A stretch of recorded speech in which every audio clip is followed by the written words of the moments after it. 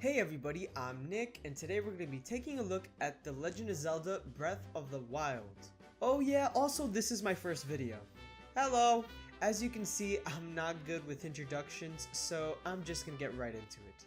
Alright, so I could start off this whole video about how little Shiggy was in the woods and poof, Zelda was made. But you all already know that. So instead, I'm going to tell you about my history with Zelda. That's right. This loser. Back when I was a little kid, I was always playing on my good old friend, the GameCube. I loved the thing, always playing Pikmin 2, Melee, Luigi's Mansion, Sonic Riders. But there was always this one elusive game that just grabbed my attention, and it was The Legend of Zelda Collector's Edition. Yeah, remember how that was a thing? I'd always pop it in and try to mess around with Majora's Mask or the Wind Waker demo because their art just grabbed my attention. But I could never get any far and I got stuck like 5 minutes in. And that was pretty much the end of my history with Zelda. Then one Christmas, Santa Claus gifts me with The Legend of Zelda Spirit Tracks. And I loved every second of it. Yes, the game where Link rides a choo-choo train introduced me to the series. And then after that, I went back and played Phantom Hourglass, which even then I realized wasn't as fun, and waited for Skyward Sword to appear in my lap, which I played up until the first dungeon and haven't touched till this day. Then with Ocarina of Time 3D is where I really got into the series, pretty much starting the snowball effect of me anticipating every new release, with my current favorite being Wind Waker HD. Love you, baby. And yes, I would eventually go back and play some of the games that weren't given a new upgrade. But here we are today with Breath of the Wild and the Switch finally being released, and Zelda pretty much being my favorite video game series. And guess what? Breath of the Wild is really good. Like, I know you all know this already because it's been out for a while, and I took my sweet ass time with the game because I really wanted to enjoy it, so yeah, you all know it's good. But I'm still gonna tell you why it's truly amazing.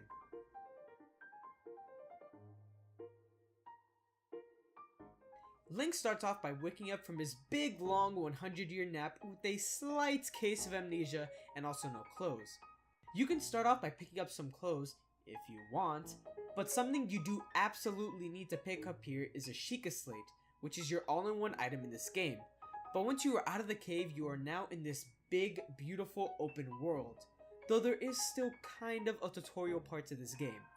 Welcome to the Great Plateau, and here's your best friend, the Old Man. He will guide you along with that cutie in your head, Zelda. You can try to get off the Great Plateau early, but it might not end up so well for you. After being guided to the Temple of Time by the Old Man, Zelda will call upon you to go to a point on your map. Your basically non-existent map. Thanks, Zelda. You get to the spot and Link puts in his Sheik Tendo switch in the dock, which creates massive towers to erupt from the lands and fills up the Great Plateau on your map. Okay, actually, thanks Zelda, Mabi.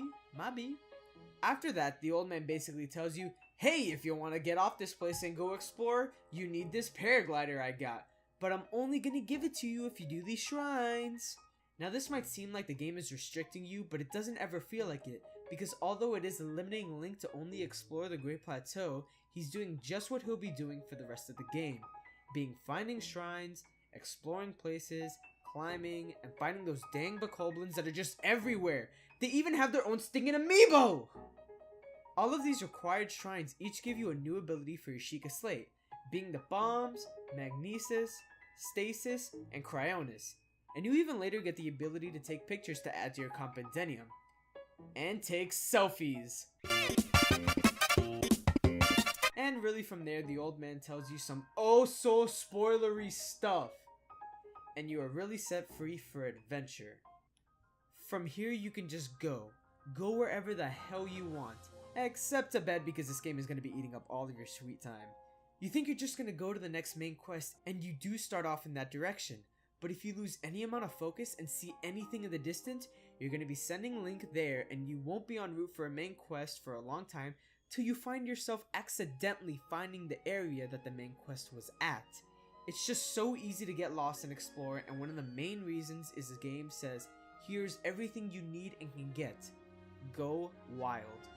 Hey, You see a shrine in the distance, go there, and oh my god, the shrines really are just perfect. Just by finding one, you're being rewarded. You can scan your Sheikah Slate and you can now travel to that shrine whenever. You don't even need to enter the shrine to be able to teleport back to it, but you know damn well you're gonna go have it at that puzzle. The shrines themselves are honestly some of the best puzzles I think we've seen in the Zelda series, and it has to do with the fact that you never know what you're gonna need to complete the shrine because you weren't given that item inside of it. There's just a small sense of wonder when entering a shrine and wondering what you'll use and how you'll use it. And the puzzles themselves don't have a strict way of being beaten. There are many ways just to figure out a puzzle that aren't entirely how it was meant to be solved, and it doesn't feel like you're breaking the game at all because you're using other tools to find another way to figure out the puzzle. In the shrines themselves, you can find new weapons and rupees, all sorts of other items that'll help you outside the shrine, but the biggest reward at the end is the Spirit Orb. After the Shrine Master stuffs the Spirit Orb in Link's chest and he just seems very conflicted, you can't do anything with it just yet. You need 4 of those orbs to be able to increase either your hearts or stamina, so you go off getting more lost and finding more shrines. Once you get enough orbs, you can go to a goddess statue and cash in those 4 orbs for a heart container or stamina. You get to choose whether you expand your ability to survive in the world or explore the world.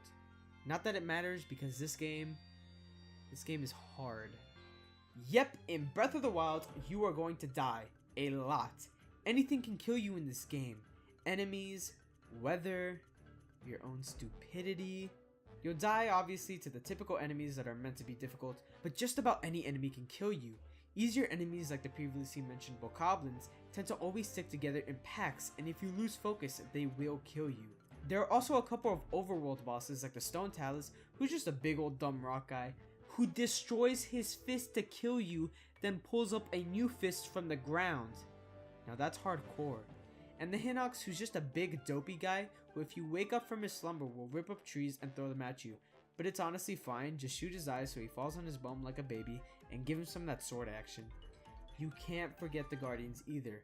Literally, they also got their own amiibo. And the fact that they're just all over Hyrule. These giant mechanical spider octopus things are just terrifying, even in the late game, and can just obliterate you. If you see that reticle on you and you hear that, you know you better run or get ready for one hell of a battle. Guardians come in all shapes and forms though, as some are immobilized guardians that are still pretty terrifying, and some mini little baby guardians that can also still really kick your ass. Also, the Lionels are just terrifying. I went through my whole first run of the game without killing a single one. They are scary. Now it's time to get into that brand spanking new combat, as Link decides to literally pick up every nice and shiny sharp object that he sees. Weapons are one of the most important part of the game, and are also everywhere, not just coming from enemies, but from shops, chests, and just lying everywhere. There's such a huge variety of weapons, with a couple being a hammer, axe, sword, spear, boomerang, elemental rods, and the best being a mop and a skeleton arm. Just watch me, Boko Skeleton. I'm gonna break you down, then I'm gonna kill you with your own arm. All the weapons feel very different as they control differently and have different durability. Sure, you'll be breaking weapons left and right, but it's honestly not a bad thing at all. It makes you really strategize how you get into every battle, with what you're going to use and exactly how you're going to use it to get the most out of your weapons. New areas will offer up new weapons as you explore and get stronger. I just personally love how weapons work in this game. It feels so different to have so many options and to constantly be having to manage what you're going to use against what. Also, did I mention you could throw whatever weapon you have on hand, because it might be my favorite technique. I'm just going to knock this guy back so hard he drops his weapon, take it, watch him get up and yelp over his stolen club, and I'm just gonna give it back to him by throwing it at his face, ultimately killing him. At least he spent the last moments of his life with his love? There is one main weapon in the game though that won't break, and that's the one and only Master Sword. It's pretty good I guess, but it doesn't beat the soup ladle. The thing is though, you can go through the entire story of the game without even getting the Master Sword. And while we're at it, let's get to the story, and don't worry, no major spoilers. So you all know Link wakes up after 100 years of a fallen Hyrule with no memories, yada yada. Zelda calls him to be the light of Hyrule. The old man informs you though that Ganon has been taking over Hyrule for the past 100 years. You being Link, that good old adventuring hero, was Zelda's knight chosen by the Master Sword to help prevent Ganon's return, along with 4 other champions from across the land. They were utilizing these divine beasts made of ancient Sheikah technology, with each of the champions to control one of the 4 beasts, while Link himself takes down Ganon. Obviously though, things don't go as planned, as Link falls in battle and is taken to the Shrine of Resurrection just before he's about to die, while Zelda herself steps in to hold off Ganon in Hyrule Castle in some sort of spirit form, I think? It's never explained how she hasn't exactly aged, but whatever. Clearly things don't end so well. The old man then guides you to Kakariko village to meet Impa, who was literally just pulled out of a Miyazaki film. She informs you that Ganon actually took over these divine beasts and all other ancient Sheikah technology, being the massive guardians that were previously used to fight back Ganon's forces. And now it's your job as Link to take back the divine beast from Ganon to aid in his own demise and to save Zelda, so to stop talking in your head and start talking to your face. And maybe get a little smooch? Maybe? Please? The dungeons in this game are actually the 4 divine beasts themselves and are structured differently from most Zelda dungeons. They all have this unique aspect to them which lets you change how they move, and it affects the layout of the entire dungeon, which gives a bigger sense of importance and scope. It's also just really fun to play back and forth with the elephant's trunk and give Link a shower. In the dungeons, the task is to find these specific terminal spots to take back the beast, giving the dungeon more of an open feeling as you can go in any order of these terminals.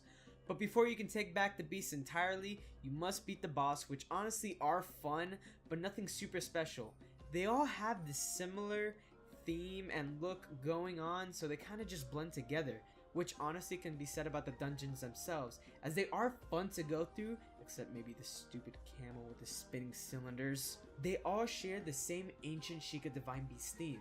So yeah, the dungeons are unique in how they play, but with the bosses and the overall theme, it just left me craving a little bit more originality that you see everywhere else in the game. I bet you thought I wouldn't have anything negative to say about Breath of the Wild, huh? Well, I do. And honestly, kills me a little inside. Now let's get back to the story.